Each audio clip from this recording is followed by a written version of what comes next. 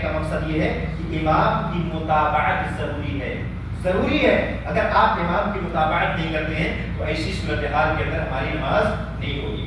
اچھا ایک اور چیز ہے، اللہ کے نبی صلی اللہ علیہ وسلم سلام کے بارے میں میں بتایا تھا لیکن پھر بتا رہا ہوں۔ بعض لوگ سلام پھرتے ہیں السلام علیکم ورحمۃ اللہ، السلام علیکم ورحمۃ اللہ، ایک دم ایسے اپنے جسم کو حرکت دے دیتے ہیں، یہ بتایا ہوں۔ لیکن جو اصل سلام پھیرنے کا جو طریقہ ہے وہ یہ ہے کہ آدمی بیٹھے ایسے، اس کے بعد میں اپنا جسم جو ہے ایک دم اسٹریٹ ہونا چاہیے اور صرف گردن گھومنا چاہیے۔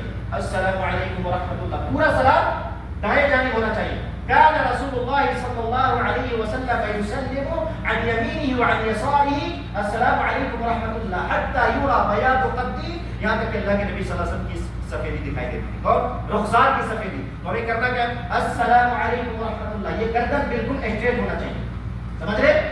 اسٹریٹ ہونا چاہیے۔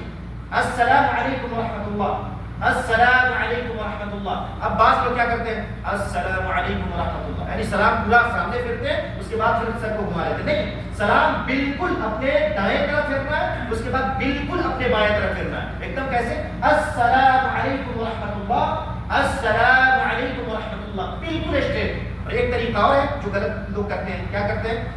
السلام علیکم ورحمۃ اللہ، السلام علیکم، یعنی پورے جسم کو حرکت میں دے دیتے ہیں۔ یہ طریقہ بالکل صحیح ہے، ایک دم اسٹریٹ ہونا چاہیے، اپنا جسم اسٹریٹ رکھیے اور صرف گردن کو گھمانا۔